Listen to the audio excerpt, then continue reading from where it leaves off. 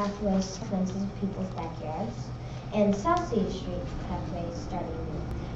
They are breaking sidewalk codes, the utility poles are in people's yards, and the path is just plain crooked. North City Street pathway extra number 1. There are many big cracks along the pathway and it is very tight space. And for the North City Street pathway extra number 2, the person who has the fence is breaking the code, which is that the fence is over a utility access code. And also, other than this, I have some questions and comments because today I went and looked at those again. And the questions I have are, who is the owner of the pathways? Does Mission own untitled land? Is this a case of adverse possession? Is the crossing guard working for Ferry or Mission Police? Because there is not a single Mission kid that has any benefit from the crossing guard. There's no sidewalk on 63rd Street, so the kids will have to ride their bikes on one of the busiest streets. And the monitoring will not help count how many kids use 63rd Street because it is so dangerous their parents have told them not to. And Lola, or Danielle, tell us a little bit about that, if I can, the monitoring that is being conducted. Sure, and that has to do with the pedestrian and bike counts that we started doing around all of the schools in Mission as part of the Safe Route study. We have been at Highlands, or our consultant's been at Highlands to look for kids who are currently walking, and we know that there are kids who just can't walk, and so we're trying to just get a good sense of what the current conditions are in and around schools. The next step will be to do a focus group with representatives from the school and the student bodies and the PTAs, and actually take them out and do a walking tour too, and ask them, okay, tell us what your areas of concern are, like Lola has with certain streets that are hard to cross, or places where the sidewalks are difficult, things like that. In this, for this specific school, but isn't this going to be taken up by the people that are doing this survey that we're paying for on the safe? The pedestrian counts are being done by Olson, who's the consultant we've hired to help us do the study. Right. And then we take those. So it's all going to be a comprehensive part of the final study and recommendations anyway, right? Yep. Okay. And those are great questions, and we will definitely take a copy of Lola's questions and start working on them. I have already shared with her tonight some information about the easements and things like that we could find already. So. Oh yeah? Like what? Give me a for instance. Well, there is an easement in all of those corridors that she mentioned from the original plats in 1950 when it was dedicated to the county because the city didn't even exist then. It's labeled as a 10-foot walk easement, but there's no description of what or how it should be used. So unlike a utility easement that says we're dedicating this for use of X, Y, and Z utilities to be maintained by so-and-so, it just, all it is says walk easement. So it's a little bit unclear, but we've started to look into what it is, what we can find about it, what we can learn about it. Is it county? No, I mean, it was dedicated to the county because there was no city at the time. It's presumably now part of the city and part of the class for that land. So we'd have to probably ask our land use attorney exactly what that means for us. It would be best if it had a really great description, like this is to be used for walking by the public, you know, not to be obstructed by fences or whatever, but yeah. It doesn't say that right now.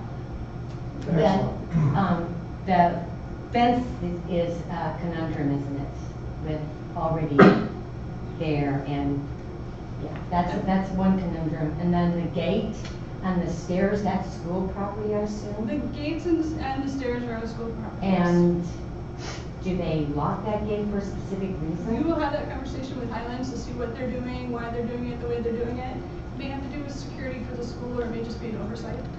And same with the stairs, why they put stairs instead of Yeah, it's not an ADA route, obviously, with the stairs on it, but and we also obviously have a policy about where you should be riding your bike on school grounds. So that's kind of their operations side of things. Maybe they'd be willing to reevaluate that. Great, thank you. I thought it was excellent. I did too. Absolutely. Great. Thank you. That one pathway that has the curve right there in front of it. If you hit that at full speed when you're on your skateboard, you can get to good area. I'm just saying. I'm just saying. No, that was an excellent presentation. And I guarantee you the city's gonna be looking into all this stuff, and we'll be using a lot of the information that you presented to us. And Will you be part of the Focus group? focus yeah, group? I heard you were gonna be on. Congratulations. Thank That is you. great. Thank you very much. Hey, Lola, did you bring anybody with you? My dad. Your dad? Yeah. Yeah. Thank you very much. Thank you very much. That's Letting very Lola be good. a part. She was very, Yeah. She's very very good. thankful for you. Thank you very much. Thank you. Yeah. you can- All started with opposing the TV post, huh? Yeah, Yeah. yeah, lots of toys. Yeah. Very nice, thank you. Thank you, Lola. So what's the next step on that? What's the next step? Next thing that's State gonna happen versus with school, that? we're still in the gathering pedestrian counts, organizing the focus groups, doing the data and gathering, and then we move on to talk about recommendations. Okay. Well, that funny fact, I believe they were scheduled to count more yesterday for the unscheduled change in schedule. So, Yeah. yeah, it is, or, All right. I believe that brings us to an action item. All right. You want to talk to us, Christie, about the weight equipment Yeah, replacement? the MTS equipment that we have there at the community center is the original equipment that we purchased. It's called an isolateral piece of equipment, so they're weight machines. A lot of weight machines, they work dependent on each other. So if you're lifting, say a bench press, and you lift with, you push more with one arm than the other, you can still get the equipment to go up. The isolateral is an independent piece of equipment, so you can't cheat. You have to use each side of your muscle equal amount. So anyway, like I say, that is the original piece of equipment, or those are the original pieces of equipment. So definitely time to get those replaced. That was budgeted in this year's CIP program. We budgeted $60,000 for that. We currently have 14 pieces of equipment. We're going to go back in with 11 because we have some redundancy, several pieces that do the same thing. You maybe sit a little different, but you're working the same muscle groups. That'll free up some floor space for us, give us some more area for people to do some stretching and toning activities. But then it will also allow for us to replace a lot of our dated dumbbells and benches as well. So anyway, got a bid for that for $46,023, and like I said, we had 60 budgeted. So. Good. I see. Anybody recommend? I'll recommend that to the council. That was an excellent recommendation. That's such a Before we consent get that agenda. bid, I saw that we got a trade-in credit. Yes. Did we get any, like, bulk discount? And we're purchasing quite a bit from them. They actually have not only the state, but also the national purchasing agreement. Okay. So.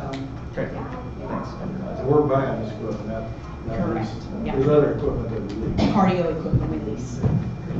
Thank you, sir. How long are they gonna last?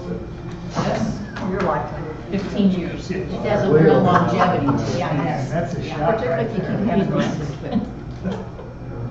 Did you hear me? No. I said, particularly if you keep having races. Yeah. I'm in You had a a wreck? rental car. Yeah. Oh. All right. I think you're all Thank you, good. Christie. Yes, thank you. Discussion items, we only got one of those, and it's the Johnson Drive speed limits / pedestrian safety. John and the chief, I guess John's gonna start it off. Yes. Last month, we came to you guys and told you that we had contracted with Woodson to do a traffic study of Johnson Drive now that it's reconfigured and complete. The reason for this study is we were hearing concerns about speed through the corridor and pedestrian safety. Like I was talking last month, typically what you do when you set a speed limit for a corridor is when you do the traffic study, they set the speed limit off of what's called the 85th percentile speed. Right. In engineer talk, that's kind of the range where people feel most comfortable driving, given the conditions around them. If you try to set that speed limit lower, you have the potential for a lot of people to be going above the speed limit. If you try to stray too high, you increase your risk for accident. So that's why they take that percentile into consideration when they set that speed limit. The study concluded that the 85th percentile for Johnson Drive was 33 miles an hour. So based off of that, you would set your speed limit either 30 or 35 miles per hour if you're going the 85th percentile speed. The current speed limit on Johnson Drive is 30 miles per hour. So we brought it down on the lower end of the spectrum. Based on the traffic study too, you can kind of see where your outside lanes are moving a little bit slower than your inside lanes are. That's because you have the potential for somebody to be backing out on street parking. Plus you're looking to turn into somewhere. Right. So I think the study kind of, I don't think that we got any real big surprises out of it. Average daily traffic, they did the study at two separate points. One kind of between Beverly and Dearborn, the other between Reeds and Outlook. The one on the west side was, the traffic counts were a little bit higher. They were about 12,000 per day. The ones on the east side were a little bit lower. They were about 10,750 per day. I don't know if you guys have any questions about the traffic study itself, or anything I can answer for you in regards to that. It's about the speed limit. We've been considering the speed limit. The speed limit has been 30 all this time, and then they're coming back and saying that's right in the range that looks like it should be, and that's taking into account basically just the way people are driving on it. And I would assume people are driving 85% of them in that range because that's the speed limit on the street. I mean, wouldn't that? If the speed limit was 25 and they took the survey, wouldn't it come back with a little different figures? I don't know that it would stray that much. It might bring it down some. But I think you would see if the speed limit was 25 that your 85th percentile speed would still kind of hover around that 33 miles an hour. Really? Okay, and they take into account like the area itself. It's not just the road, but businesses and pedestrians. Yeah, they do. A lot of their suggestions that they gave in this report was to do things to reinforce the fact that it is a 30-mile-an-hour zone. So high visibility patrol, traffic calming type things. I think and I'll let Ben get into the details of what his guys saw, but when we put out the message boards that say crosswalk enforcement ahead, I think that's kind of one of those things that grabs your attention and reminds you that, you know, the way that this corridor is set up now from what it used to be, you're having a lot more foot traffic, and you need to be aware of that. And I think that drives that point home when people actually drive by and they see that. You know, some other suggestions that were brought up were like, you know, you see the speed trailers when you drive by it, it posts how fast you're going. I mean, it's kind of one of those things where when you're driving, you know, you're not constantly looking at your speedometer, and that's where that 85th percentile comes in, because that's where people feel comfortable driving. And when you have something like that to remind you, I think that just reinforces the fact that, you know, hey, you're coming into an area where there's a lot of foot traffic, and you need to really be aware of your speed. Foot traffic, people backing out. Yeah. So, yeah, I'm more concerned about that than I am the speed of people that like driving at.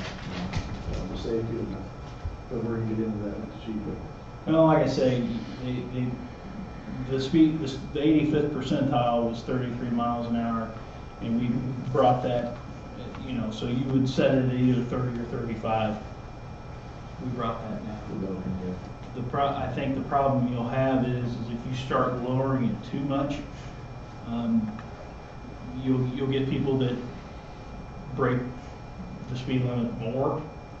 And you kind of have those artificial things that it starts doing.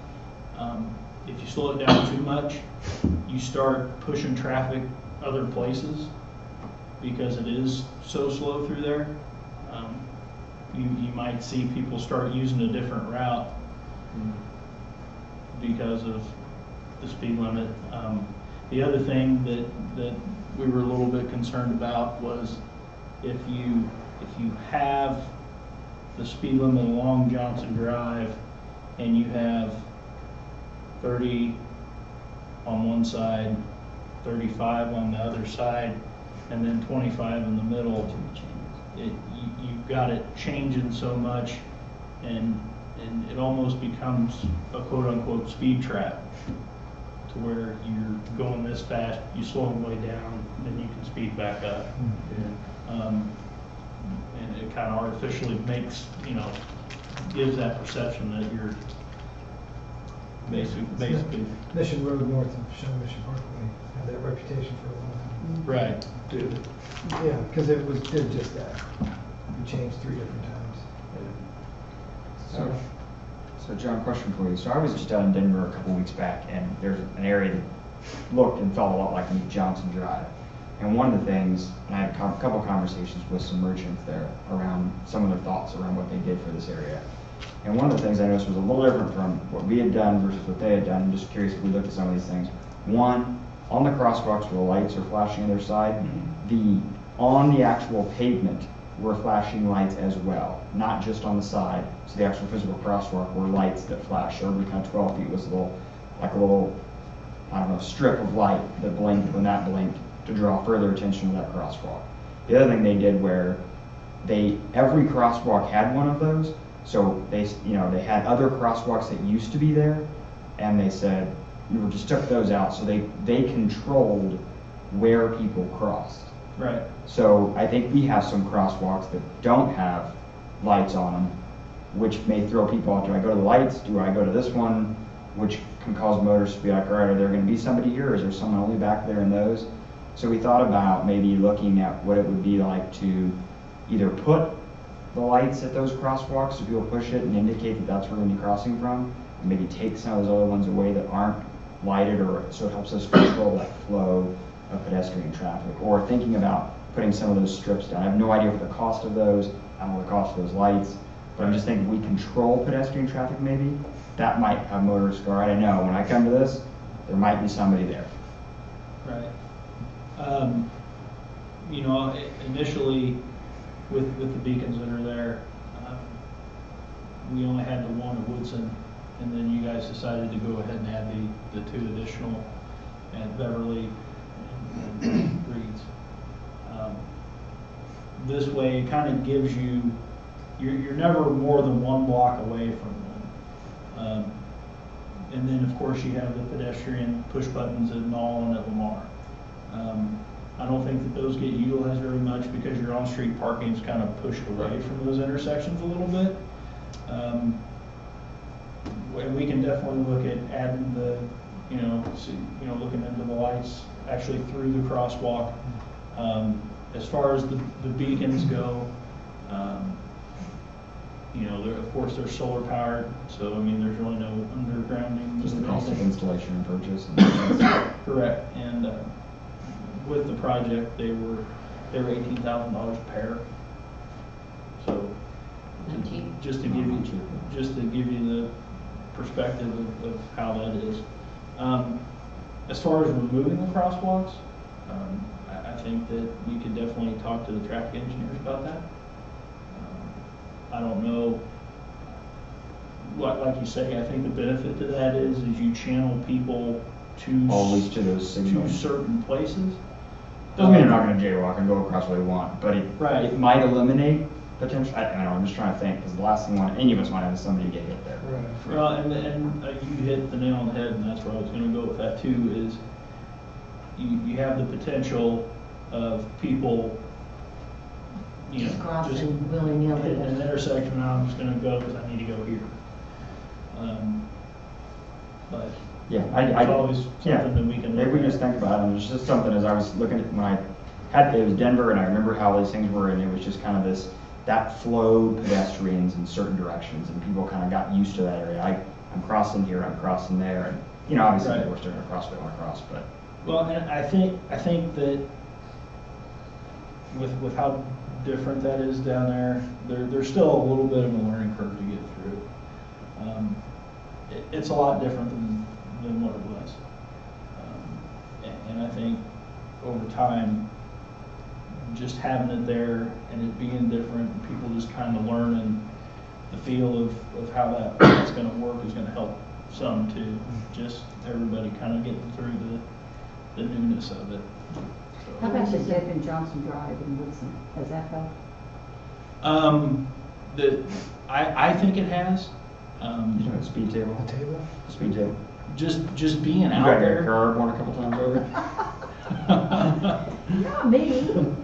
just being out there, and when we were at the construction office down there, it was interesting to watch how people would come up to that, and it was always brake lights. I mean, they were always slowing down before they, you know. So I think that it has helped to kind of be a traffic control measure, to, you know, or speed But it's control. right there with the blinking lights too, so you've got two controls right there at the same lot, right? I've seen those lights you're talking about. And I saw them down in Florida. Mentioned it 3 or 4 years ago. And of course, the comment was, well, Florida's a great place to have them. You don't get any snow, and you don't have to worry about street maintenance. And so I'm intrigued if there is a set in Denver, because I will tell you, they get your attention Super quick to get. particularly at night. At night, yeah, they when do. you have, you know, some of the higher risks. So and it may be cost prohibitive.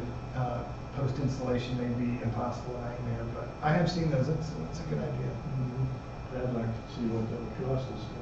Is nighttime a major problem on Johnson Drive, like during the day or Probably farmers is. market? Unfortunately, That's a good point, probably. Jennifer. Maybe sign it will be. Currently, it's probably. Now, I think down Or by the maybe- bar. Yeah, down by the bar, that might that's be. an issue. Yeah. You might need to have spotlights there. No doubt. So, yeah. How much would a sign cost that blinks, that does grab your attention in the area?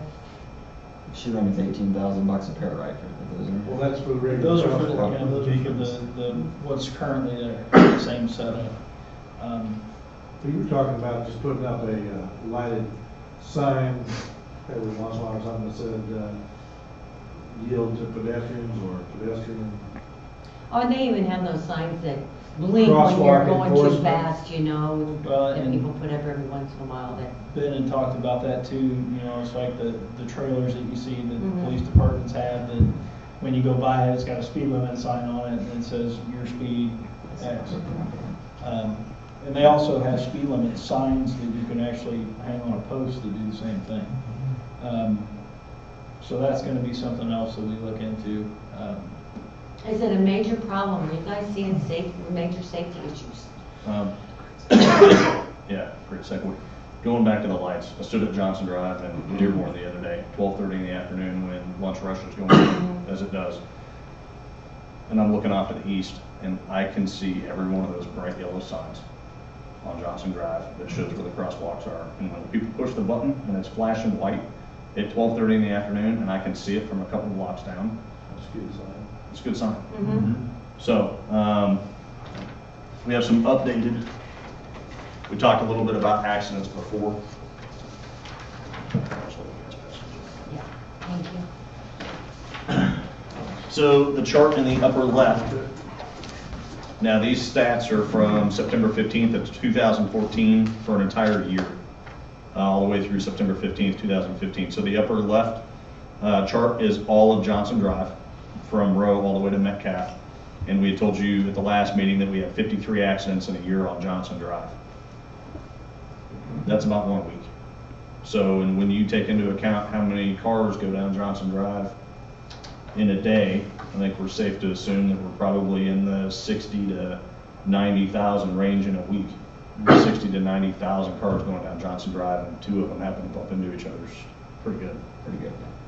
When you go to the chart in the lower left-hand corner, that is the total accidents for that same year between Lamar and Knoll. the area that we're looking at, and there was 16 accidents. So that's about one car wreck in that area every 3.25 weeks. So essentially just over one a month. And you can see the reasons for those accidents. We were talking about parking. One accident in that area was for improper backing, and that car was backing out of the parking stalls on Johnson Drive right at Goodsense at Lamar, and backed into a car that was stopped waiting for the traffic light. Oh, sorry. So, Did you take their license for a couple It of was days? not me, it was not. not paying attention. So, I didn't touch her. so when you can see that accident rate, and you're still talking about the same number of cars to have an accident every 3.25 weeks in that area, when you're talking 60 to 80,000 cars a week, I'm not really seeing. This covers Lamar? That's Johnson Drive, that's that Johnson. intersection. Yep, No, if from Lamar to Nall. right. Okay, so it's not covering the intersection there, It covers Lamar to North. but not the intersection of Lamar and Johnson Drive. No, it does. It does? So, And Nolan Johnson. Well, Lamar. believe it or and not, Johnson Drive is Rodmore not and Johnson Drive is worse than Lamar Really? for accidents. So, just from looking at this, I'm not seeing a lot of accidents. We had, just after this data was collected, because it shows September 15th, right? A couple days after that, somebody stopped for somebody that was in the crosswalk and got rear-ended by the person behind. So, no pedestrians have been hit, knock on wood, on Johnson Drive. When you look in the upper right-hand corner and that little blue chart, police jargon for you, 1047 is non-injury accidents, 1048 is injury accidents. So for one whole year, we had 12 injury accidents out of 365 days on Johnson Drive, and 6 hit and runs. Somebody hit somebody and left. So the enforcement part that we did, if you look at the chart in the lower right-hand corner, the red one. So we did this for 9 days, 2 hours over lunch, 2 hours at dinner time. There was a training day, somebody called in sick, so we worked this for about 30 hours. We made 14 traffic stops, so you averaged a car stop about every 2 hours. We can't see all the intersections between Nall and Lamar from where you're at, but you can see most of them. No pedestrian stops, which means that nobody was jaywalking for the whole time that we did it. We were at 3 tickets for failing to yield to pedestrians in the crosswalks. We gave 3 warnings for it. Wrote 6 speeding tickets, 1 warning for speeding. We talked about the jaywalking. Other tickets issued that could be expired tags or no proof of insurance, things of that nature. But you're averaging 1 car stop every 2 hours. What was it, when were you doing this? What was the time? We did it from 11:30 to 1:30, and again from 4:30 to 6:30. So like 4 hours total? Yeah, each day for 9 Did you days. see a big For difference? 9 days? For 9 days. And we did not, 36 hours. we did, well, but we had one person was sick for 2 hours, and then another one, they got called off for DUI. So we worked it for about 30 hours out of 36. So this does not include, we tried to stay with most of the restaurants and everything are busy during the week, so we did not do the enforcement on the weekend. But it was So did you see a big difference between the noon hour and the dinner hour? noon hour was busier. So you had more tickets during the noon hour? What did the business people say about your contacting them and letting them know what was going on? Were they receptive to this? Were they concerned about the speed limits? It wasn't so much the speed limit. Me and the entire command staff went to every business on Johnson Drive between Nall and Lamar before this even started. They all felt that the crosswalks were a problem. They were glad to see that we were taking the corrective steps. I believe Emily and some of the other city staff were out talking to the pedestrians that were walking across the street. Had we not advertised this through parts of the media, or Emily been out doing what she was doing, or maybe it was part of the crosswalk enforcement ahead, or maybe seeing the police car on the motorcycle, it could have been any of those, or it could have been none of them. But for us to get a car stop every 2 hours in that area, in my opinion, does not tell me that we have a huge problem. But like I said, had we not put the crosswalk stuff out there and we just went down there out of the blue one day and just did it for 9 days, it might have been different. So with that being said. So you did have the sign that said. Yeah, I saw. There was one on each end that said Crosswalk. crosswalk enforcement. Yeah, I saw. So, and still, even though the signs are out there for people to speed through that area, or not stop for the people in the crosswalks, because, I mean, we obviously stopped 6 people for that and wrote 3 tickets and gave 3 warnings, so 6 people didn't read the signs. So, You only have to stop if they're blinking, correct? correct. If somebody's at If there. somebody's in it. If somebody is, There's no man Did they say they did not see the people or? I didn't ask the officers that, Okay. so. It was the lit crosswalks where you wrote the ticket? I don't know if it was the lit ones or not, but it was a fully marked crosswalk that they wrote them in. That somebody was actually standing there waiting to cross it? Or had started to cross them and jumped back up on the curb. I heard about one of those. Oh, okay. And that happens sometimes. I told you guys before that, I know, I told you guys I took my kids across there. And that was the part that concerned me was some of those cars, either they don't pay attention or they don't see you. Yeah, I think they would care if they hit you, but, Oh, they would. it's one of those things. I am intrigued by what you were talking about with the lights on the street. If you can see the lights on the poles, adding lights in the street, I think it's just another benefit. And maybe people will see it. Right, maybe. Because for me, it's always, at the speed, I think it's interesting how a study proved that 30 might be fine, still seems fast for me, but I think it's the pedestrians is the issue. You're drawing attention and having them go across an area where we think is the safest route. well, I think, Emily, you want to talk about what you talked about, the bike walk people? Absolutely. We had a good time. we went down and we chatted with the pedestrians that we found down there, and Joe Blankenship with Bike Walk Casey came and joined us, and just kind of was good for him. He really does look to Johnson Drive as kind of a model regionally, and was really excited about a lot of the improvements and was excited to see it kind of in action. And the longer we were down there, we did speak with people, and they did, most of them were comfortable.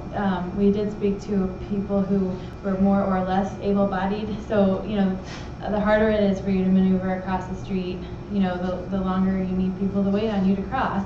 And then some people, kind of joked us off and, said, it's great, we're fine, we don't need the aid necessarily. But everybody was really favorable to being down there, and we said, we're just really talking to you about proper crossing. You can't just jump into the street, but make eye contact, look both ways, use the beacons, cross at the beacons, and it was all very positive. But we did, the longer we were down there, we just started making figure eights and using the beacons and interacting with drivers more and more and more. And I felt kind of like we were training the drivers. Honestly, every time, people who know what they're doing approach the intersection and use the signal and make eye contact and take a deliberate step into the crosswalk.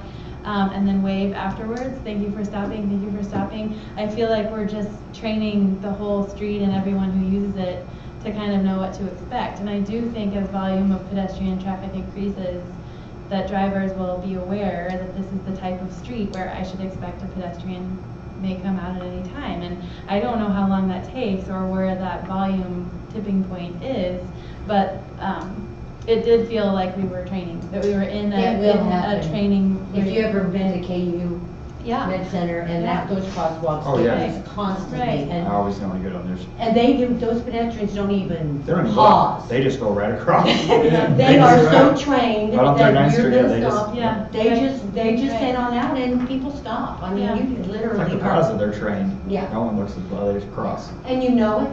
Yeah. And you're careful because you know it. And I agree. And I think, and to the point of the every other versus the regular crosswalk versus the beacon, I don't know what the right answer is there, but I know as a pedestrian who spent a lot of time on that street, and I may be, not the average test case, but I do, if I'm walking the whole distance, let's say from Mr. Goodson's to City Hall at Woodson, and I have to cross at some point to get back to City Hall, I will walk along one side until I get to the Beacon Street at Beverly and use the beacon and then cross over. And so I'm planning my route and I'm walking the length. So maybe not this typical case from someone who's parking in one block using it to get across to shop and then come back to their car. But it does funnel the pedestrian traffic at least to where the beacons are, if you know where they are.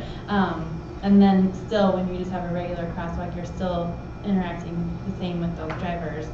making eye contact, looking both ways, and being in a marked area where there would be a penalty for not yielding. But so I don't know, just personal experience, and then just from interacting with who we did. And we were also out there just really with the intention, like I said before, of letting pedestrians know that their role in this, that, you know, we're working with the drivers, with the police department, but you have a role too, and it takes both to try to keep that. John, have you ever looked at Overland Park, downtown Overland Park? What's your speed limit? Sure. Downtown Overland Park, I'm pretty confident it's 25. Is it 25? But it's set up a little differently than ours, because you kind of navigate in through Yeah, there. there's a lot of jaywalking. There is a lot of Yeah, there's a lot. Because I'll be honest, I just kind of drive across. And people stop for them. They do, but I think Johnson Drive is It's so much more unique in that. straightforward. I think when you start to get those square things, 25 funnels probably okay. Right. But yeah, I'm horrible in downtown Overland Park. I just Downtown across. Overland I'm Park's bad. 2 lanes, correct? Right. It is, yeah, It is 2 it lanes. is. 2 lanes. You know, it's Yeah, like Caddy downtown, Ball, we yeah. started Makes a out, big kind difference. Right. of default to that. It's more like a grid setup. Right. Yeah. So I mean, you've Yeah, got definitely streets that different. run both But ways. people just jaywalk all the time, Oh. and everybody just stops for them on Well, Trained. yeah. Trained. train. Yeah, exactly. And it's a short little Yeah. piece of stretch of road, and you know that it's gonna happen, so. Maybe the lights on the crosswalks down the ground. If there are some out there, Denver obviously there are, or they're paying a lot of money to have them redone every year with the snow plows. I'm not sure, but maybe Because that's you an know they option. have snow, huh? Yeah. Well, that's something else. And you're right, Florida has them too, then I think about, What's I've been to The Mark fire Ryan quite a department bit, ought and to address they're that right too, there. because they don't like the bumps, so you might want to check with them, with the lights, fire Mhm. department. True. If trucks go over, it could be an issue. What's where we don't have the beacons at the crosswalks, is there any kind of signage there at all? There's pedestrian signs. Just not lit. Just your regular diamond shaped pedestrian sign. Just put like a flashing light on it. Those Not bumps signal, are just pretty to nice stick a bumps, light though. on there and just let it flash. They're not, you don't bottom out or anything. Is that 2 of the AAA batteries? That's it. Just like the ones you hang in closets, you just put the dome light on there, Ah. push it in. Every morning I'll drive by on my way to work, I'll push them on. That you can turn them off, you do. Yeah, I'll give them that. All right, cool. Thank you guys. Is that Welcome. it? Chief, you got more? Chief, did you have more on yours? Good. Okay. Everybody speeds. Yeah. Honestly, I've been here a long time, and most people do between the speed limit and 5 hour. Really? Yeah. I don't know what it is. You're not gonna get pulled over. I mean, otherwise you'd be pulling everybody over. Yeah. So, I mean, honestly, typically it's, most of the time in the city, it's about 10 and over. And then that's when I would pull you over, it was 10 and over in the city, and if it was on the highway, it was 15 and over. And that's just being honest, because if it was less than 15 and over on the highway, you'd be stopping everybody, because I'm telling you, we get cars on the highway that it's 60 through there and they're doing 70 all day long. And then you get the car that blows through 100. So, yeah. That's the one you get. Yeah, so, but, and I told you all before that the state sets the speed limit in business districts at 20. And by city ordinance, that we've changed that to 30. And then when you look at all of Johnson Drive, and all of Johnson Drive is 30, the west end of the city has medians. The east side of Johnson Drive doesn't have any medians. It's all 4 lane the whole way until you get to Nolan. So, there's something for you guys to think. Wonderful, thank you so much. Thanks, Chief. You bet. Informative. All right, does anybody have anything other that they'd like to discuss? I don't either. Let's turn it over to Dave. That's accurate. Pardon me? Is that accurate? Oh, because Marcy's not here, so we I am up. How about that? I didn't even know I was on the on deck service. I don't think that's accurate. It is accurate. You are correct. I'm wrong. This is always a riveting topic, the resolution declaring surplus property. Mr. Small Scott. been waiting for. Yeah. Okay, kind of the usual deal. We have several items for surplus declaration. Thank you. 3 police cars. You will recall recently we approved the purchase of new police cars to replace those in the police department for admin. And so these will be the old cars that are being replaced. So once we put the new ones in, we will sell the old ones. That'll probably be sometime in January or so. And then the exercise equipment that Christie was talking about replacing, we declare that as surplus, as well as some various items. I thought that was traded. It is, we have to still declare it surplus. Oh, I got you. Okay. Yeah, so that was kind of formality. And then finally, the other sheet I'm hanging out, this is kind of the last minute item that came up this afternoon, we got guns. So we have money. I wondered when you said the walk. Yeah, we've got money in the budget this year to buy guns, those have been ordered, so we're gonna declare the old one surplus. Got a bunch of them. Yeah. So we'll add that to the Issue those population. to the city council. Once they leave here. That's one of your best ideas ever. Anybody have any questions for Brian? What, sorry, how many is, so is this all, what's the replacement ratio to old guns with Bill versus new guns? So I believe there's 37 Glock 40s, and we are going back to 9mm Glocks, and I believe we're purchasing 33. Okay. So And what is the reason for that? the guns that we have are anywhere between 7 to 10 years old, depending on who's carrying which gun downstairs. Everybody carries the same make and model, but they were all purchased at different times, and then this way it gets us on one replacement schedule. Everybody carries the exact same make and model, and we know that the shelf life on these guns should be about 8 to 10 years, and then we come back and replace them all at once. They wear out? I'm sorry? They wear out? We used to shoot about 3 times a year, and now the officers are shooting probably about every other month on a rotation. So it's one of those So they things wear that, out. yeah, we want to make sure that we're ready when the time When they go to comes. the range, will they shoot like 150 rounds?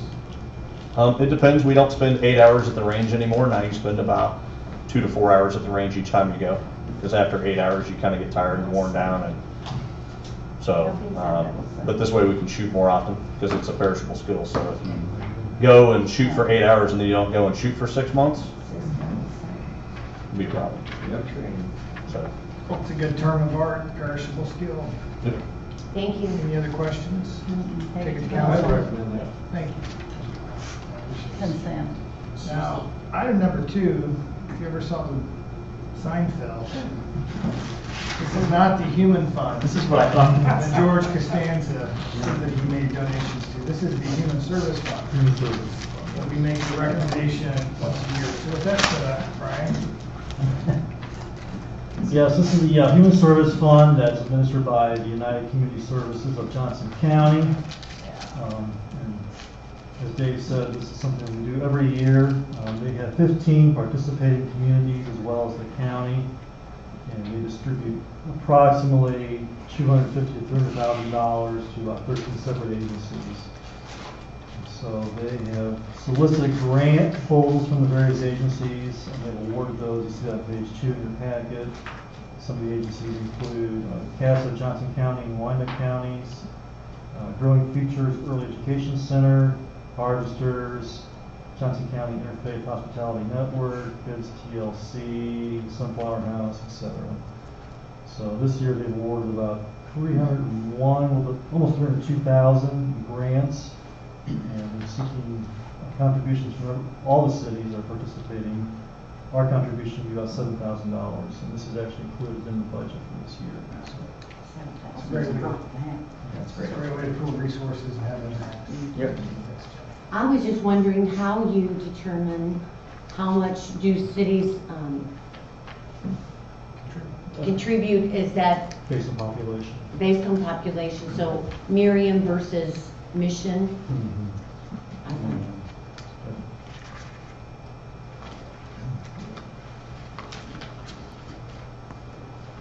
So Miriam's 3,000, Mission's 7,000. They're close to population. So yeah. Oh, are they? Miriam has it close to our population. I can help you out on that, if you don't mind. Sorry Yeah. to interrupt. That'd be great, thank you. At Marion's council, sorry. At Marion's council meeting a couple sessions ago, they noticed that and they raised it to 7,000 to match mission Okay. voluntarily. Oh, because that's they nice. Saw that it was the information exchange. They've got the. I hate to say this. No, I'm telling you what, comfortable in the world of ideas. And They should be given the 14,000. delivering value to every Sales tax turn. dollars a day, Yeah. so. I'm just doing my part. I appreciate it, that was a question I had, so Small I thought players, there only maybe small parts. had more people than Didn't show up with us. their extra box over there. Greater population. How many cities do you have? I know the Fairway's not on here. Yeah, it wasn't on there? Not on my list. He harasses them. They'll be influenced. Yeah, it's not. Fairway's not on here. What's wrong with Fairway? Dan, can you harass them and join the list? Yeah, Just Westwood's know only that got once you rent a two. story. I mean, yeah, Westwood is $200. Yeah, they've No, got- Westwood Hills goes too. Yeah, Westwood's still. Yeah. That's a big difference. And they are itty bitty, so. Teeny tiny. Yeah, Not as small as Mission Westwood's Roof. 101,200, that's not a big deal. All right. But I was Fairway, just curious, that's all, Yeah. so thank you. Sounds like we're That's- on that. If it was just a voluntary thing or, appreciate it, thank maybe we you. should put our Good. family and Yep. officers on there.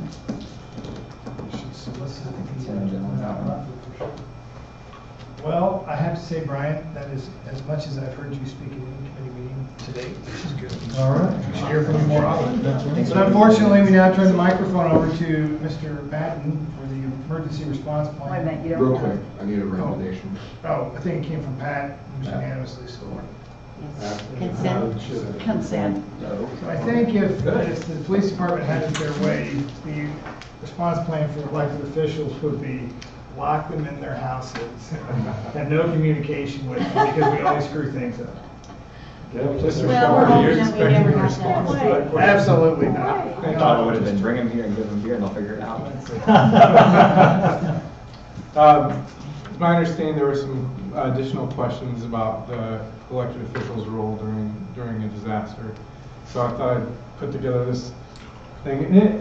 And it kind of goes along with what I had given you guys a few months back. And I don't know if anybody needs another copy of it, if it was included in any packets. Essentially,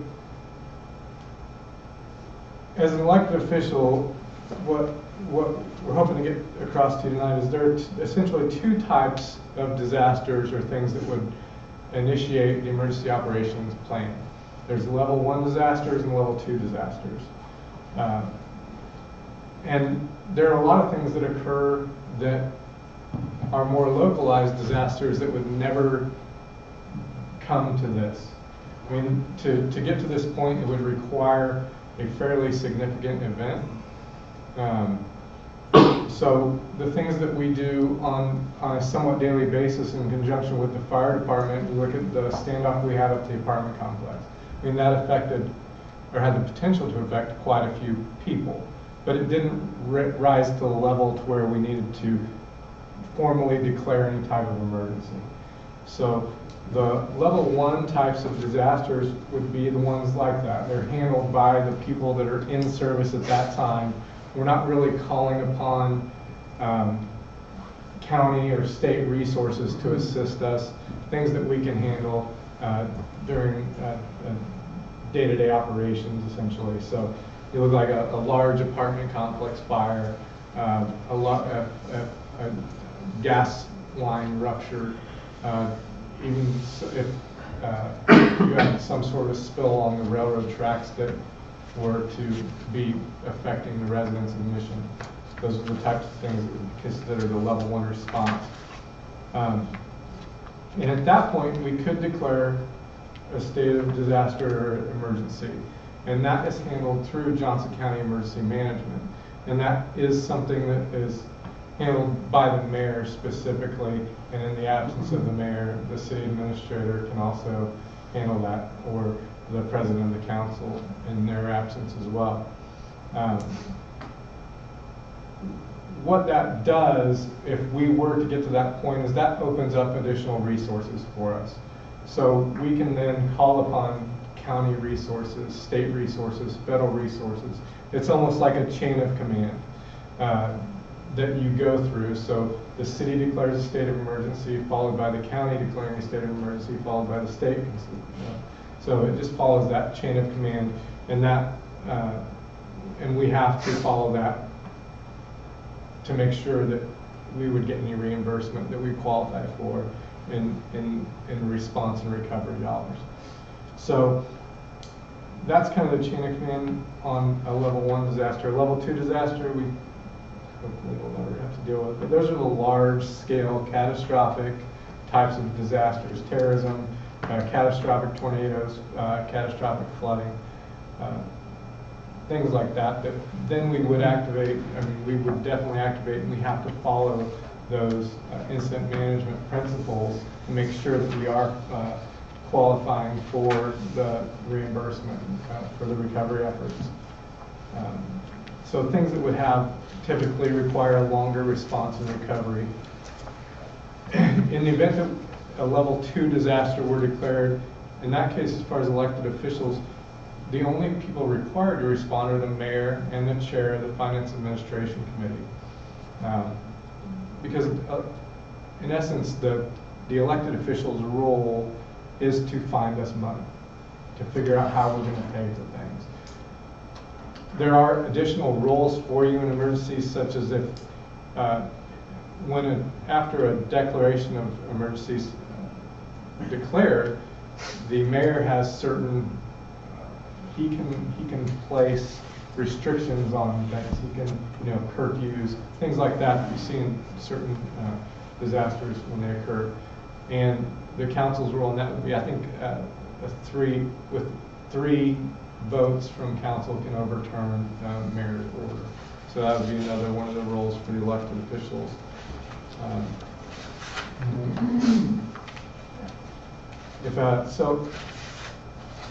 But if we were to declare an emergency, you would receive a call or a text or an email from the city administrator or the city clerk. Like I said, most of the time it wouldn't be anything that would require you to respond. And so we would just follow along with our emergency operations plan, but you will definitely be contacted and updated as time goes on if we wouldn't request a response. There would be times that we would need you to respond if we thought that we might need to have an emergency meeting. At that point, if it was safe for you all to get here, we would set you up with Martha so she could arrange and do the things she needs to do to make sure it's a legal and formal meeting. And you would be in the EOC. Currently, our primary emergency operations center is listed as the city hall, essentially. And going through there, I'm hoping to make some changes to that to make it specifically the squad room in the police department. And that essentially is just because we have equipment down there. Right now, if we wanted to set up an emergency operations center in our training room upstairs, we have no telephones, no computers, nothing that we would need to operate. So our squad room is set up that would be better suited for that, and we would pretty much hopefully have you guys be in the conference room down there, and so you guys can kind of get updates immediately. And also keep in mind, when you talk about updates, keep in mind that with social media and the immediacy of the availability of the news media, you're going to hear reports that you might not have been updated on. But we need to make sure that we update you with the most accurate information we can. So keep in mind that when you hear information, don't panic. It might not be completely accurate or all telling at that point. So we just want to make sure that we have the ability to go check things out and get you the right information. So if you're not able to respond, or if it's if it's a condition, let's face it, you all are Mission residents. Obviously, there's a good chance that whatever we're calling this for may affect you. And so there are provisions in our ordinances and through the league guide to get emergency replacements, because like I said, you very well may be affected by whatever it is that's going on. We don't want you to put your safety at risk to respond. And for sure, we don't want you guys to respond to the incident. You know, there will be a time and a place for us to get you guys to where it's going on, but we need to make sure that we know where you guys are at and are safe in case we need to have a meeting and do that. And it just, we don't want to muddy the waters. And as far as media relations, that is extremely important in these situations, especially when we're mandated to follow those incident management roles. There's a designated public information officer that we want to make sure that the information is coming from directly down from the chain of command and being put out. And that's not to say that whoever we would like to be putting out that information, and you've seen in different disasters on the news that at some point it would be the public information officer for the city, or the police department public information officer, or the fire department public information officer. And that's when you're giving out, you know, the briefing, status updates, things like that. But when it comes to, you know, the more human aspect of the story, that's when you typically see your elected officials giving those types of statements in those scenarios. So it's just kind of a nutshell of, and I know it's not, there's no clear-cut answer because we never, and hopefully we'll never have to get to that point. But essentially, so the elected official's role is to kind of be available, not necessarily present at the incident or at the Emergency Operations Center unless we feel like we need to go ahead and assemble you guys for any emergency action that would need to be taken. Good. Thank you, that was concise and informative. Was everybody part of that FEMA conversation when the man from FEMA came? Before Jason, but you saw that. Yeah. I thought that was, I don't know who set that up, whether it was the police department, administration, but I thought that was well done, especially how you establish an emergency operations center and makes it clear it's level 1 or level 2 and how all the pieces work together. So thanks, Dan. Sure. Any questions? No, sir. Well, like you said, hopefully we'll never have to. Right. But definitely want to be ready. That's right, absolutely. Is it mandatory to have once every year? Is it like taking CPR? That you have to stay, you know, you have to take your CPR every year? Not necessarily. Not necessarily. The city's taken a step through resolution to adopt the national information, the NIMS standard for how we respond to these things. So that, and then the majority of you have been through the roles, the FEMA course for elected officials. So, yeah. I mean, So is that just considered good enough? Right, and then, you know, as time progresses, what I'm hoping to do is kind of do more practical exercises because we need to make sure that we're ready operationally, not just theoretically. So I'm going to continue to ramp it up and be moving through more practical type exercises, tabletop exercises to make sure that we're prepared and have a good idea of who's doing what in the event that we have to put this You in have to place. take a refresher course for things, that thing. Oh, we have to go through all sorts. No, but I mean the council, like. No, I mean, it's always optional if, you know, No, like you said. Well, if it's working for one. I believe she's just signing Suzie up for a 3-day course. How about you be train the trainer, Suzie? Oh, thank you. Great, that's what I need to know. Thank you so much. The agenda now says other. Is there anything other that anyone wishes to discuss? Not me. You got your billfold? Pardon You got your billfold? I do. Is there a need? Yeah. I'm here. What do you need? I need your money. When do you need that by, Suzie? Is that for the Like Thanksgiving 15, meeting? 20, remember? All right, so we're all going to be together on Monday the 16th. Is that too late? No, that's fine. That's Work great. session on With my Monday billfold. 16th. And Talk about the White Sox. Do they need more than 16,000 pairs of White Yeah, Sox? absolutely. that's our goal. Our goal is 24. Oh, so even though the church is Yeah, giving we'll take 16,000? anyway, yeah, because really the high school has to go.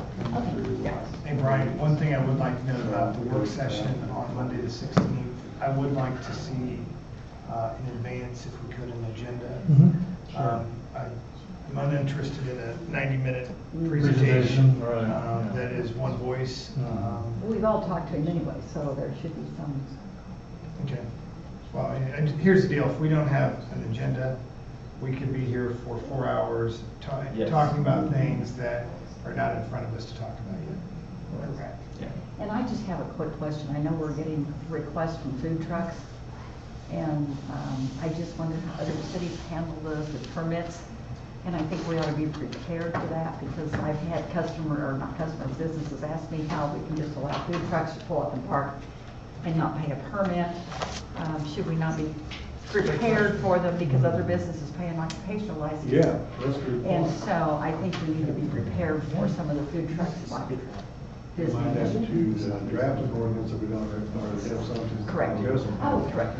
Yes. 3.5 years ago, Pat, you never would have said that. Why? That's You great. like words. It's the evolution. Back when, that's great. Why would I not have said that? Just Yeah. saying. Socks No by way around what? municipal. Yeah, when do we need the socks? Socks by the 19th. All right, I'll bring you that in, cash on 60. We need lots of white socks, because we want to make sure that the homeless have plenty. You don't need the candles this year? We need candles. Okay. We do, we need candles for the homeless. Thanks, Dan. Candles. All right, so no other business? Agenda for work session, ordinance, or a review of ordinance from the food trucks and white I don't think socks. we have it. I don't You think got it. I don't think we have an ordinance on food No, trucks. we don't, yeah, we'll review it. Suzie requested a separate work session. Just to cover food trucks. Just to cover food trucks. Add a food truck. Let's do that right after your 3-day FEMA training. Yes, I'm gonna be ready to go. Yes, thanks. Ron, how are you? Thank you all for coming, appreciate it. Thank you. Thank you. Nice It was work. thank You're off for you. lunch tomorrow still?